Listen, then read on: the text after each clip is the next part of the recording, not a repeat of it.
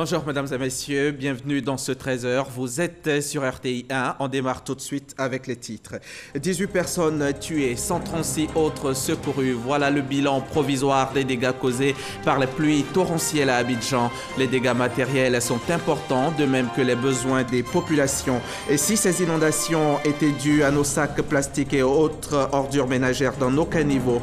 Réponse dans 5 minutes. Dans ce journal, nous irons en Corée du Sud où vivent une centaine d'Ivoiriens. Quand ils n'y sont pas allés pour des études, c'est dans le domaine des affaires qu'ils évoluent. Dans les deux cas, ils excellent. Ils sont même un modèle de réussite d'intégration économique dans ce pays. 19 personnes sont mortes du fait de la pluie diluvienne qui s'est abattue sur Abidjan et certaines villes de l'intérieur du pays dans la nuit de lundi à mardi. Le président Alassane Ouattara, qui séjourne en France depuis quelques jours, a été informé régulièrement de la situation. Il a décidé d'écourter son séjour et devrait se rendre à Abidjan ce mercredi même, au lendemain donc de ce drame qui a endeuillé plusieurs familles. Et sur place, ici à Abidjan, le Premier ministre qui a présidé une réunion ministérielle d'urgence dans la journée a ensuite effectué dans l'après-midi une visite sur les différents lieux de sinistre, visite au cours de laquelle Amadou Gon Coulibaly a instruit des membres du gouvernement et les maires à l'effet de prendre toutes les dispositions pour trouver refuge aux personnes sans abri. Abou Sanogo. Le gouvernement aux côtés des populations sinistrées des pluies diluviennes. Le Premier ministre Amadou Gon Coulibaly et des membres du gouvernement au quartier Namatoulaye dans la commune d'Atekoubé pour constater les dégâts causés par la pluie et apporter leur soutien et celui du président de la République Alassane Ouattara aux victimes. Nous sommes en pleine saison des pluies et la météo nous annonce quand même pour les jours et les semaines qui viennent encore des pluies relativement importantes. Donc au niveau de la sensibilisation, il est important que tous les parents sachent qu'il faut respecter tous les éléments qui sont donnés par le ministère de la Construction et par les mairies.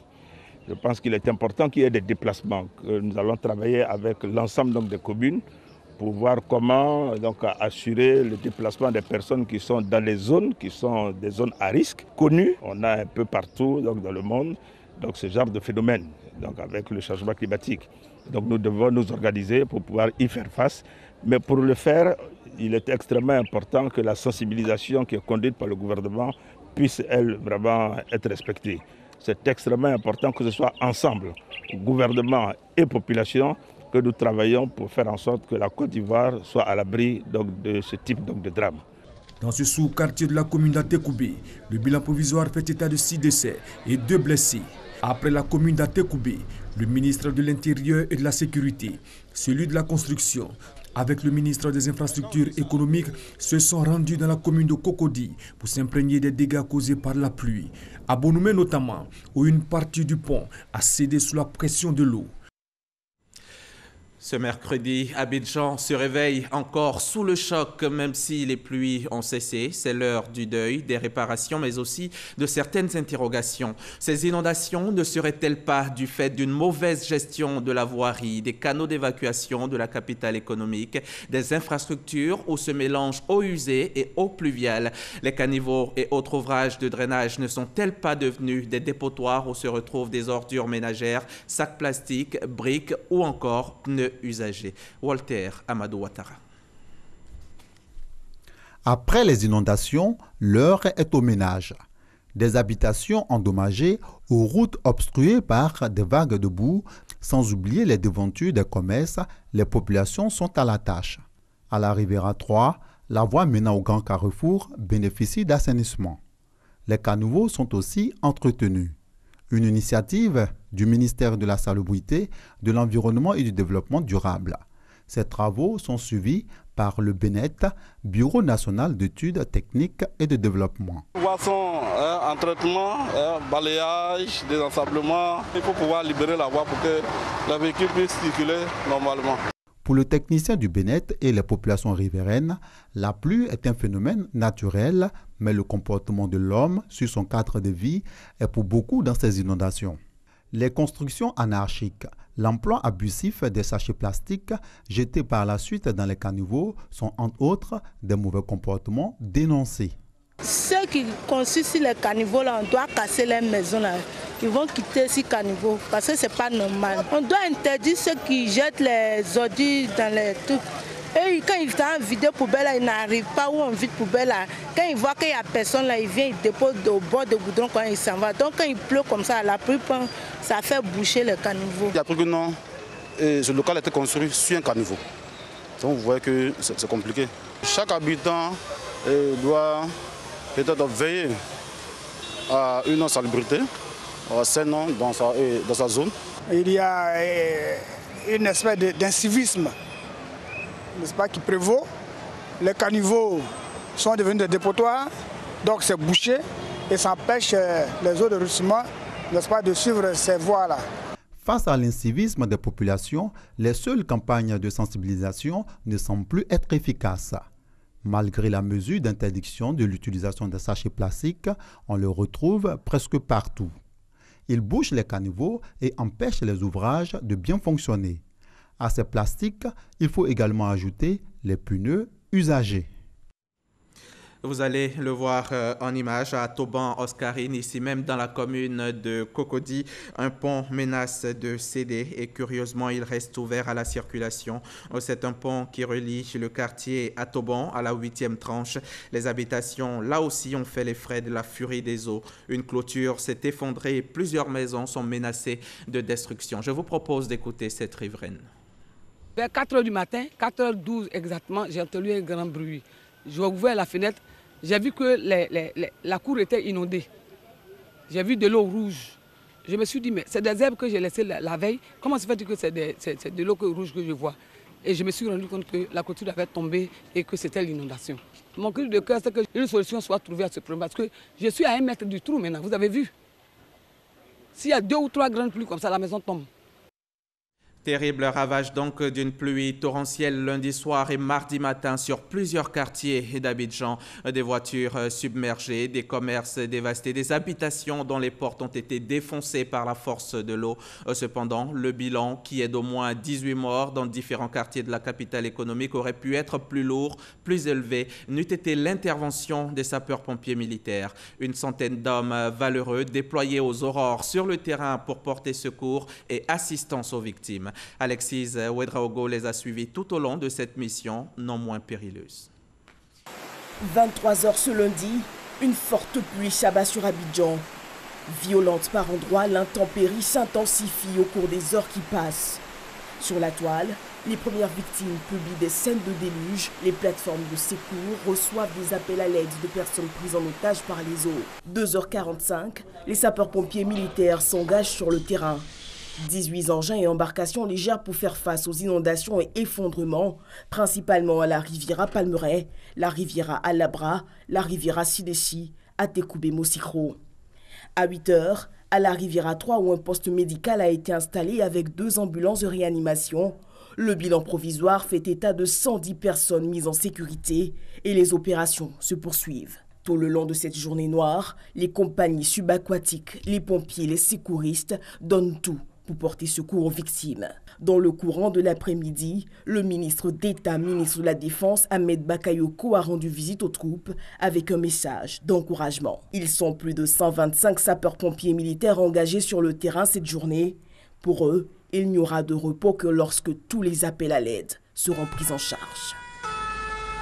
La plupart des populations ont été surprises donc par un torrent d'eau, de boue et de détritus qui a tout emporté sur son passage. Pour sauver leur vie, des familles entières se sont réfugiées sur les toits ou dans les combles des maisons, certains même dans des arbres. Une scène de chaos digne d'un film et pourtant cela s'est effectivement passé ici à Abidjan. Mais plus jamais ça dans notre pays. Ces mots sont du directeur général de l'ONPC qui était hier sur nos antennes. Le général Fiacre Kili conseille la prudence tout en demandant que les mesures de sécurité et de prévention annoncées par le gouvernement soient scrupuleusement respectées par les populations. Le Premier ministre, au cours de la rencontre interministérielle qu'il a présidée en présence d'une dizaine de membres du gouvernement, a donné instruction aux maires des différentes communes du district d'Abidjan de trouver des sites de relogement provisoire. Cette mesure est immédiatement applicable. Et le ministère de l'Intérieur et de la Sécurité chargé d'assurer le relais est à pied d'œuvre. Le gouverneur du district d'Abidjan était là, donc ces familles seront relogées. Et dès demain, dans le district d'Abidjan, une commission interministérielle que nous présidons va procéder au recensement des familles habitant les zones à risque pour leur demander un déménagement temporaire, de telle sorte que après la saison des pluies, elles pourront regagner leur domicile. D'ores et déjà, des travaux d'urgence qui ont débuté depuis le mois de février dans le district d'Abidjan vont se poursuivre. Des instructions fermes ont été données ce matin par le Premier ministre. Alors parlons justement de respect de ces mesures. On a vu un site qui avait été déguerpi dans la commune d'Atekoubé qui a malheureusement été recolonisé et il y a eu mort d'homme. Comment est-ce que cela a pu se faire? Malheureusement, cela dénote de l'incivisme des populations, de l'incivisme des habitants qui exposent leurs familles à des morts. Donc tout à l'heure, dans l'élément filmé, nous avons entendu le maire d'Atekoubé qui était avec nous. Madame, il y a plusieurs années que nous déplorons ces situations dans nos communes et principalement à Atekoubé, dans ce même quartier de Moussikro. Donc ce matin, le maire était avec nous. Des instructions fermes ont été données par M. le ministre de l'Intérieur. Le ministre de la Construction et de l'Urbanisme était là. Je pense que des mesures draconiennes ont été annoncées. Il ne nous reste plus qu'à les mettre en application pour éviter que des morts surviennent chaque année aux mêmes endroits. Nos reporters se sont rendus à Koumassi pour constater ce qui s'y passe. Connue pour ces cas d'inondation pendant les saisons pluvieuses, la commune de Koumassi, pour cette fois, est sortie indemne des fortes pluies qui sont tombées sur Abidjan. On va écouter le maire de Koumassi. Fort heureusement, Koumassi n'a pas eu à déplorer de dégâts. Nous devons remercier le Seigneur, mais aussi dire que nous avons anticipé des choses. Koumassi, pendant longtemps, a été l'une des communes les plus difficiles en matière d'assainissement et de voirie. Et nous avons attendu de nos partenaires assermentés en la matière et ne voyons pas venir les choses. Nous avons anticipé nous-mêmes. Nous avons pris des équipes qui ont fait le travail à la place d'Assaut Assainissement. Nous avons engagé pour près de 400 millions grâce au concours de la Banque mondiale et avec nos fonds propres des travaux de curage des passages sous voie. Parce que c'est quand l'eau ne peut pas passer là où il doit passer et qu'elle déborde et ça rentre dans les ménages. Donc à Koumassi, nous avons pu anticiper cette situation. Comme je vous le disais, les voies qui étaient coupées grâce à l'intervention du ministre des Infrastructures économiques ont pu être réhabilitées sommairement. La circulation est bonne. Et puis dernièrement, bonne nouvelle parmi les bonnes nouvelles, le ministre de la construction, de l'assainissement et de l'urbanisme a permis que le curage du canal d'Anmabo soit entrepris. Mais par mesure de précaution, puisque l'État nous a requis de trouver des moyens de recasement en cas d'urgence, nous avons sélectionné certains grands groupes scolaires qui, pour nous, présentent des critères de sécurité. Il y a le groupe scolaire Lac, il y a le groupe scolaire Lagune, il y a le lycée moderne et le lycée municipal que nous avons ciblé pour recroiser des gens en cas de besoin. Mais sinon, je dois dire que pour le moment, nous dormons tranquilles, nous dormons bien. À toutes les familles qui ont subi des pertes en vie humaine pendant cette période et également à nos collègues maires dont les communes ont été durement éprouvées. Koumassi s'en est donc tiré à bon compte. Les jours à venir risquent d'être plus difficiles. Les prévisions météorologiques annoncent une pluviométrie intermittente d'ici à la fin de la semaine dans le district d'Abidjan et sur le littoral. Nous vous invitons donc à la prudence, à la vigilance. Voilà pour le chapitre pluie diluvienne sur Abidjan et l'intérieur du pays. Parlons autre chose à présent. Et pour cela, c'est à plus de 13 000 km de la Côte d'Ivoire que je vous envoie. La destination, Corée du Sud. Ils sont environ une centaine à l'avoir choisi pour des études ou des affaires. Et on peut le dire, ces Ivoiriens vivant dans le pays du matin frais, en soif d'aventure, leur intégration dans les études et leur sens des affaires font d'eux un modèle de réussite, d'intégration économique parmi les communautés étrangères dans ce pays. Cheikh Koné, notre reporter, vient de rentrer de Corée du Sud. Sur place, il en a rencontré quelques-uns, Ivoiriens donc en Corée du Sud, modèle d'une intégration économique réussie. C'est le dossier qu'il nous propose en cette mi-journée. Tous les matins, Bénédicte Kwame presse les pas pour se rendre à son cours de langue. passage obligé pour tous les étudiants étrangers inscrits dans cette université.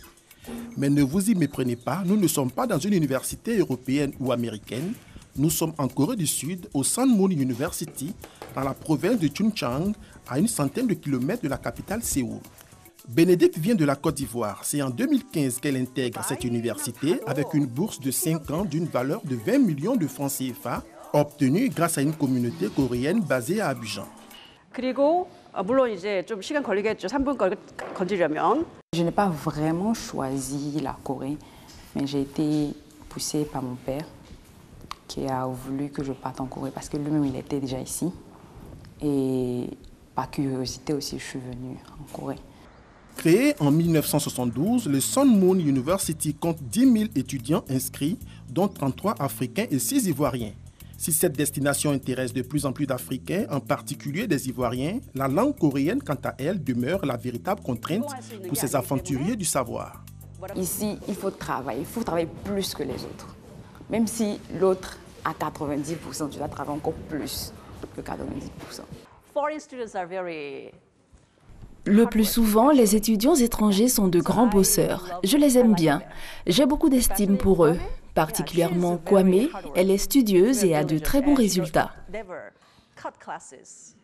Les pressions académiques ne sont pas les seules difficultés auxquelles doit faire face Bénédicte. Avec une bourse qui couvre à peine sa scolarité, la jeune fille de 23 ans exerce de petits boulots. L'éducation et la formation sont une véritable obsession en Corée du Sud. Le pays y consacre chaque année un peu plus de 5,31% de la richesse nationale. Un modèle qui séduit. En 2016, quelques 100 000 jeunes du monde se sont rendus en Corée du Sud pour des études dans les 600 universités du pays. Le gouvernement a instauré des mesures incitatives, assouplissement des conditions d'obtention de visa, accroissement du nombre de cursus en anglais et l'octroi de 700 bourses d'études à travers le monde. Contrairement à Bénédicte, Prince Adiko et une poignée d'autres étudiants ivoiriens ont bénéficié de cette bourse complète d'une valeur de 15 millions de francs CFA. Scolarité, argent de poche et assurance maladie inclus. Cette bourse nous permet d'étudier dans les meilleures conditions qui soient. Nous sommes bien logés, nous avons les cours qui nous sont payés. Les notes, c'est sur 100. Bon, nous devons 70 points. Et 70 points, quand je calcule en moyenne dans notre pays d'origine, en Côte d'Ivoire, c'est comme si l'élève avait 14 de moyenne. Même si tu as jusqu'à 13,99, on te fait reprendre la classe. Si la qualité de formation en Corée du Sud attire davantage d'étudiants ivoiriens, l'économie du pays, la 11e du monde, avec un PIB estimé à 841 500 milliards de francs CFA, attire, elle, de nombreux investisseurs. Lui, c'est Memel Achori, un entrepreneur ivoirien qui s'est lancé il y a une dizaine d'années dans un secteur méconnu en Corée, la restauration ivoirienne. Il n'y a vraiment pas d'autres bars ou restaurants tenus d'abord par un Ivoirien ici en Corée. Et il n'y a vraiment pas aussi d'autres bars tenus par des Africains, voilà, ici en Corée. Donc c'est pour cela que vous allez voir qu'il y a une multitude de toutes les communautés qui se regroupent au sein de ce bar parce qu'ils se sentent chez eux à la maison. Memel s'est bâti une renommée dans tout le pays. Son restaurant-bar basé dans la ville périphérique de Songtan est devenu le carrefour de toutes les communautés africaines et au-delà. Koulibaly Ahmed est un habitué du restaurant-bar de Memel. Cet Ivoiro-américain recruté dans les forces spéciales américaines en Corée est fier de retrouver une partie de sa culture. Ça m'amène à voir l'ambiance du pays. On a toujours envie de manger la téké avec du poisson braisé, la banane, tout. Voilà, quelque chose qu'on retrouve, c'est extraordinaire. La clientèle de Memel est aussi diversifiée que ses mets. On y trouve de tout, principalement de la téké, le mets le plus demandé. Coût d'investissement de ce business, 50 millions de francs CFA. Un chiffre d'affaires annuel d'une centaine de millions de francs CFA par an, avec à la clé une quinzaine d'emplois créés. Je suis arrivé et j'ai étudié les possibilités. La chance m'a souri et tout est parti. Je dis ça chaque fois le matin quand je me réveille, je me regarde et je pense que je suis aussi un modèle de réussite pour toute personne. Parent de 2 enfants, Memel et son épouse Kim envisagent d'agrandir ce business. C'est d'ouvrir des franchises ici, c'est de faire connaître la cuisine ivoirienne au peuple coréen.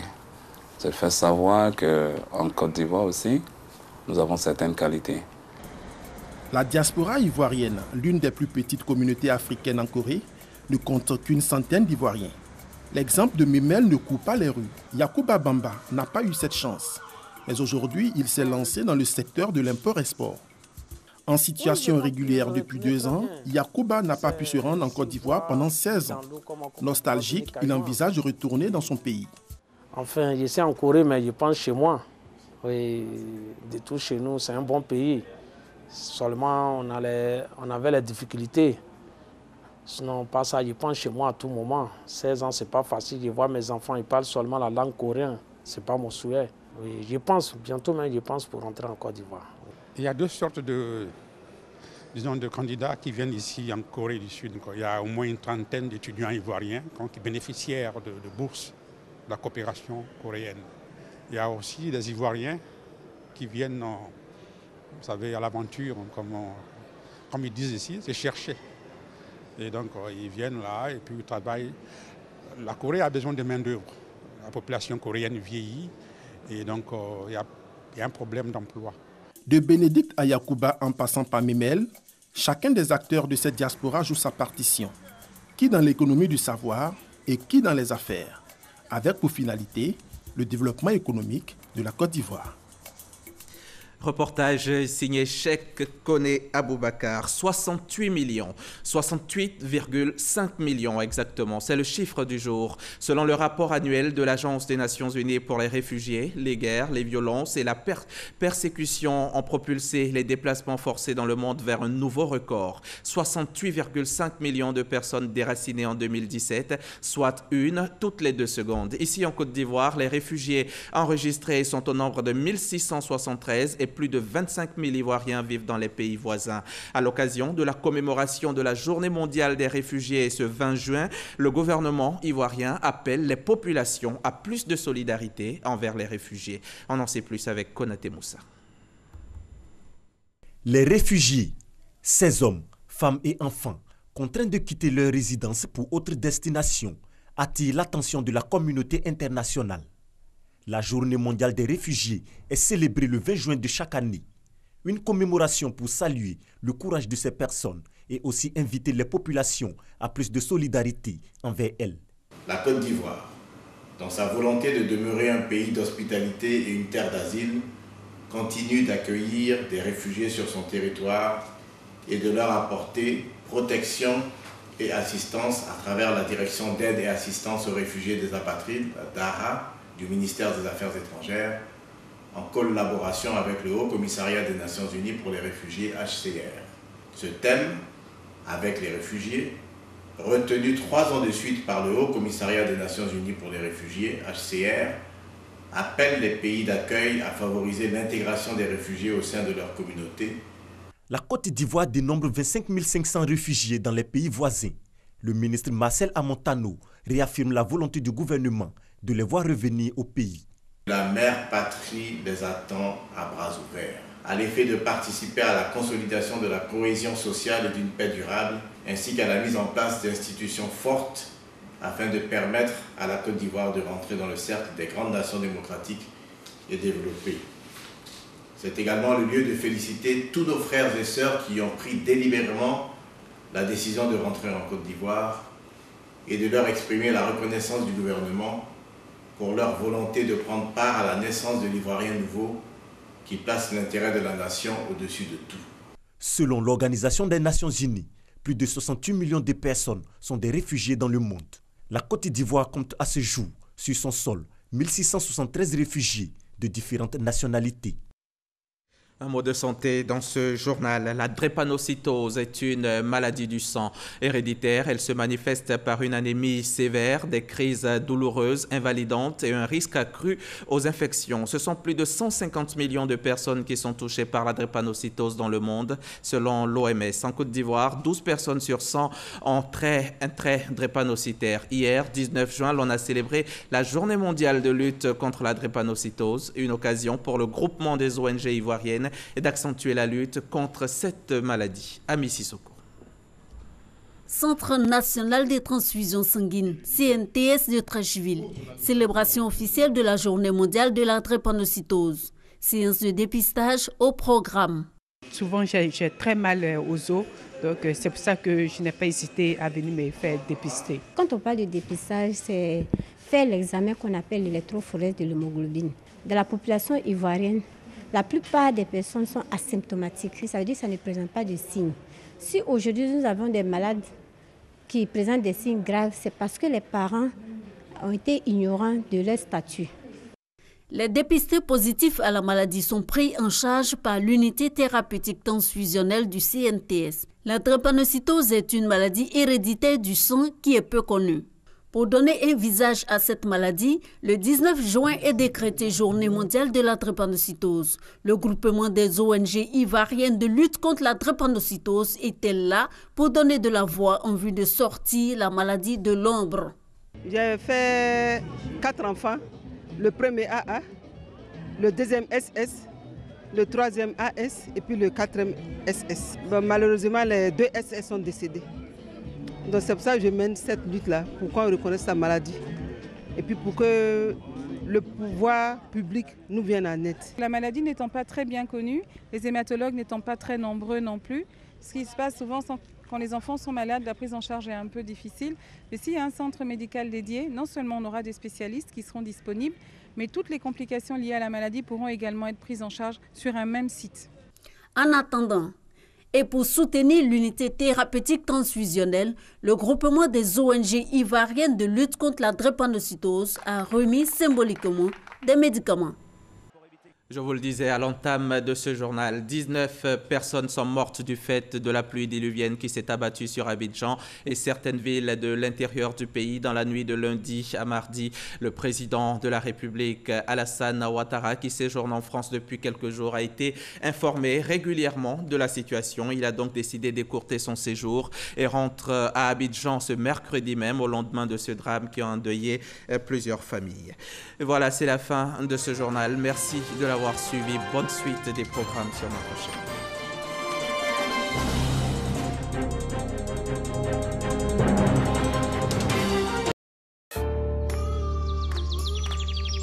Une nouvelle étiquette pour Candia.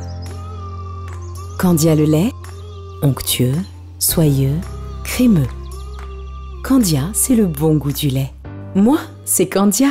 Bienvenue sur MyCMU, votre application mobile pour tout savoir sur la couverture maladie universelle CMU. Simple d'utilisation, MyCMU facilite la vie des assurés en donnant toutes les informations utiles. MyCMU fonctionne sur les téléphones Android et ne nécessite pas de connexion Internet.